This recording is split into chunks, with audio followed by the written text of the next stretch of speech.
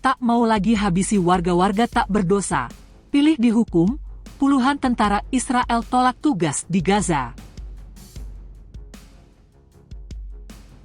כוחות צה"ל פועלים על פי ערכי צה"ל ורוח צה"ל.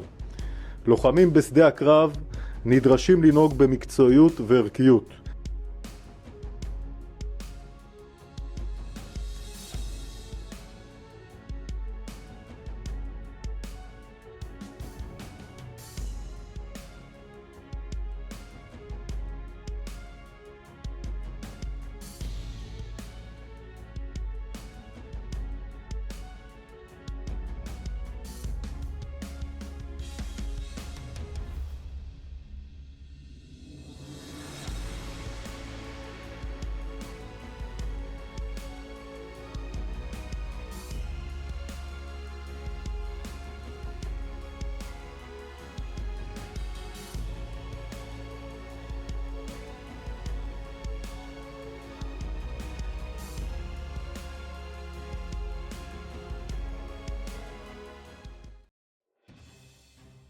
Surat kabar Ibrani Haaretz melaporkan, puluhan tentara cadangan Israel mengumumkan bahwa mereka tidak mau kembali bertugas militer di Gaza, bahkan jika mereka akan dihukum.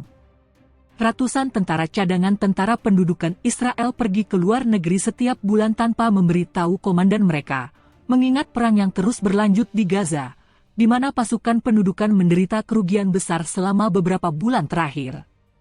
Media Ibrani melaporkan dilansir Quds Press, Selasa 25 Juni. Majelis Umum Parlemen Israel, Knesset, menyetujui, dalam pembacaan pertama, pada Senin malam, sebuah rancangan undang-undang yang untuk sementara waktu menaikkan usia pengecualian dari dinas cadangan tentara. Surat kabar Haaretz mengindikasikan bahwa rancangan undang-undang tersebut bertujuan mencegah pemecatan tentara cadangan yang mendekati usia pengecualian dan yang saat ini berpartisipasi dalam pertempuran. Rancangan undang-undang tersebut menetapkan bahwa prajurit cadangan akan bertugas hingga usia 41 tahun, bukan 40 tahun yang berlaku saat ini, dan bahwa perwira cadangan akan bertugas hingga usia 46 tahun, bukan 45 tahun.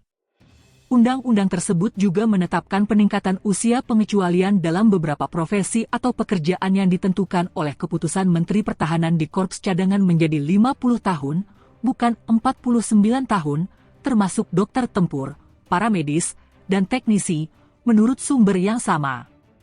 RUU tersebut memerlukan pemungutan suara dalam 3 kali pembacaan untuk menjadi undang-undang yang efektif, dan jika hal itu terjadi, maka masa berlaku undang-undang sementara tersebut akan diperpanjang untuk jangka waktu 3 bulan hingga 30 September 2024.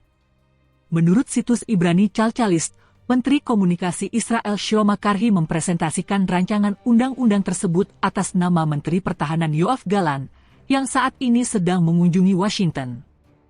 Karhi mengatakan bahwa mengingat mobilisasi darurat dan kontribusi signifikan tentara cadangan Israel dalam upaya tempur, demobilisasi ribuan tentara cadangan dalam peran tempur dan dukungan tempur dapat menyebabkan kerugian besar terhadap efisiensi operasional dan kemampuan tempur tentara. Menurut data tentara pendudukan Israel yang diumumkan pada Ahad malam, jumlah korban tewas di jalur Gaza mencapai 665 tentara dan perwira sejak awal perang pada 7 Oktober, termasuk 313 orang tewas sejak awal perang darat yang pecah pada 27 Oktober. Data juga menunjukkan bahwa 3.894 tentara dan perwira terluka sejak awal perang, termasuk 1.977 tentara dalam pertempuran darat.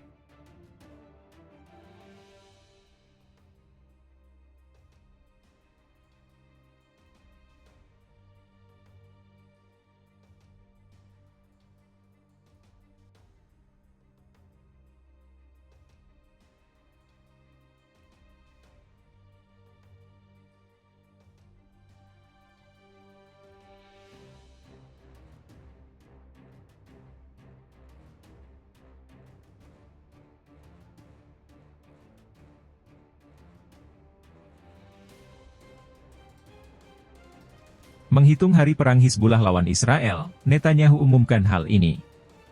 Fase pertempuran melawan Hamas di jalur Gaza sudah mereda dan pasukan Israel bisa saja dialihkan untuk perang berikutnya di Lebanon. Skenario itu disampaikan oleh Perdana Menteri Israel, Benyamin Netanyahu dalam sebuah wawancara TV Channel 14, seperti dimuat PBS News pada Senin 24 Juni. Netanyahu menjelaskan serangan di Rafah masih akan terus berjalan, namun pasukan yang dikerahkan menjadi lebih sedikit. Sehingga Israel memiliki peluang besar untuk memindahkan pasukan yang lebih besar dekat perbatasan Lebanon. Kami akan memiliki kemungkinan untuk memindahkan sebagian pasukan kami ke utara, dan kami akan melakukan itu, ujarnya. Netanyahu berbicara ketika Menteri Pertahanannya, Yoav Gallant, berada di Washington untuk melakukan pembicaraan dengan para pejabat Amerika mengenai perang dan ketegangan dengan Lebanon. Bulan depan, Netanyahu sendiri diundang untuk berpidato di depan Kongres. Beberapa anggota Partai Demokrat, yang marah atas perselisihan antara Netanyahu dan Biden, mengatakan mereka tidak akan hadir. Kelompok militer Lebanon, Hizbullah mulai melakukan serangan lintas batas terhadap Israel sejak Perang Gaza meletus 7 Oktober lalu. Hampir setiap hari keduanya saling baku tembak, namun pertempuran semakin meningkat dalam beberapa pekan terakhir, sehingga menimbulkan kekhawatiran akan terjadinya perang besar-besaran. Hizbullah jauh lebih kuat dari Hamas, dan membuka front baru akan meningkatkan risiko perang yang lebih besar di kawasan yang melibatkan proksi Iran lainnya dan mungkin Iran sendiri akan terlibat. Utusan Gedung Putih Amos Hochstein pekan lalu berada di wilayah tersebut untuk bertemu dengan para pejabat di Israel dan Lebanon dalam upaya menurunkan ketegangan. Namun pertempuran terus berlanjut. Hizbullah mengatakan mereka akan terus memerangi Israel sampai gencatan senjata tercapai di Gaza. Sekretaris Jenderal Hizbullah Hassan Nasrallah, pekan lalu memperingatkan Israel agar tidak melancarkan perang, sebab pihaknya memiliki senjata dan kemampuan intelijen baru yang dapat membantunya menargetkan posisi yang lebih penting di wilayah Tel Aviv. Ancaman ini menyusul keberhasilan drone mereka menyusup ke wilayah Israel dan merekam situs-situs penting dan rahasia di sana.